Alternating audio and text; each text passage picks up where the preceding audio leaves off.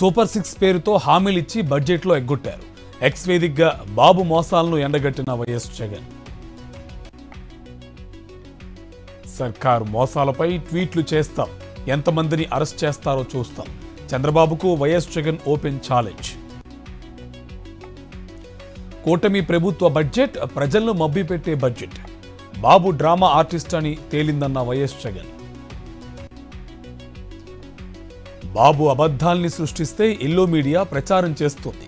Super 6 ఎగ్గొట్టడానికే తెరపైకి 14 లక్షల కోట్లు అప్పు తెచ్చారన్న వైఎస్ జగన్. డయేరియాపై మంత్రి సత్యకుమార్ అసత్య వ్యాఖ్యలు. ప్రభుత్వ నిర్లక్ష్య వైఖరిపై మండల్లో వైఎస్ఆర్సీపీ సభ్యుల ఆగ్రహం. అసెంబ్లీ సాక్షిగా రాష్ట్రంలో చిన్నారులు, మహిళలపై నేరాలు బట్టబయలు. 5 నెలల్లోనే 7,393 కేసులు నమోదైనట్టు తెలిపిన కూటమి ప్రభుత్వం. సోషల్ మీడియా యాక్టివిస్టుల అక్రమ అరెస్టులు సరికాదు. చంద్రబాబు తప్పు మీద తప్పు చేస్తున్నారన్న మాజీ మంత్రి అంబటి రాంబాబు. కూటమి సర్కార్ ప్రవేశపెట్టిన బడ్జెట్లో అంకెల గారడి. మోసం చేయడం బాబుకు అలవాటుగా మారిందని కొట్టు సత్యనారాయణ విమర్శ. కూటమి ప్రభుత్వం బడ్జెట్ పేరుతో ఏపీ ప్రజలను మోసం చేసింది. కీలక పథకాలకు నిధులు కేటాయించలేదన్న మాజీ ఎమ్మెల్యే గోపిరెడ్డి. యురేనియం అంశంపై నిజ నిర్ధారణ కమిటీ వేయాలి.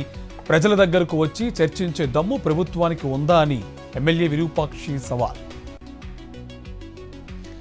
ఏలూరు జిల్లా పెదవేగిలో టీడీపీ నేతల దౌర్జన్యం. వైఎస్ఆర్సీపీ కార్యకర్త ప్రదీప్ భూమిని కబ్జా చేసిన చింతమనేని అనుచరులు అడ్డుపడుతున్నారని ఇంటిపై 30 మంది రౌడీలతో దాడి. పట్నం నరేందర్ రెడ్డి రిమాండ్ రిపోర్టులో కేటీఆర్ పేరు. ప్రభుత్వాన్ని అస్థిరపరిచేందుకు కుట్ర చేశారంటున్న పోలీసులు. పట్నం నరేందర్ రెడ్డి కుటుంబ సభ్యులను పరామర్శించిన కేటీఆర్. కొడంగల్ రైతులకు అండగా ఉన్నందుకే అరెస్టు చేశారు.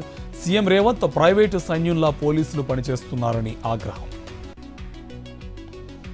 లగచర్ల దాడి ఘటనలో గాయపడిన అధికారిని పరామర్శించిన మంత్రులు. అన్ని రకాలుగా అండగా ఉంటామని హామీ.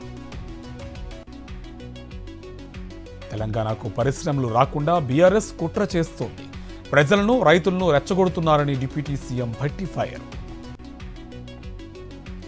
అర్హులైన ప్రతి పేదవారికి ఇల్లు ఇచ్చే కార్యక్రమం ప్రారంభించాం. గ్రామ సభలు నిర్వహించి లబ్ధిదారులను ఎంపిక చేస్తామన్న మంత్రి పొంగులేటి. సీఎం రేవంత్ రైతులను మోసం చేస్తున్నారు. ప్రభుత్వ నిర్లక్ష్యంతో ధాన్యం దళారుల పాలవుతుందన్న హరీష్ రావు. నాగార్జున వేసిన పరువు నష్టం దావా కేసులో కొండా సురేఖ కౌంటర్ దాఖలు. ఈ నెల 21కి వాయిదా వేసిన నాంపల్లి కోర్టు. ఈ నెల 21, 22న తెలంగాణలో రాష్ట్రపతి పర్యటన. భద్రతా ఏర్పాట్లపై ఉన్నతాధికారులతో సీఎస్ రివ్యూ మీటింగ్. కాంగ్రెస్ పాలనలో అన్ని రంగాల్లో అవినీతి పేరుకుపోయింది. తెలంగాణను దోపిడీ చేస్తున్నారని బీఆర్ఎస్ నేత నాగం జనార్దన్ రెడ్డి ఆగ్రహం.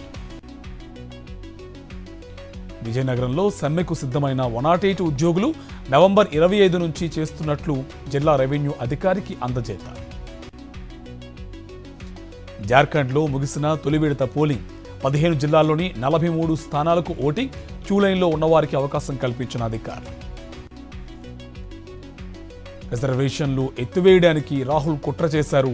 అందుకే కులగణన తెరపైకి తెచ్చారన్న ప్రధాని మోదీ.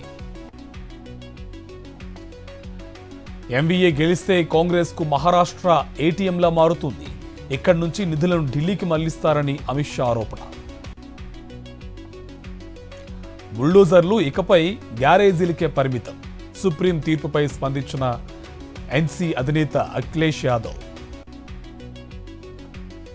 కర్ణాటకలో కాంగ్రెస్ సర్కార్ను కూలగొట్టేందుకు బీజేపీ యత్నం.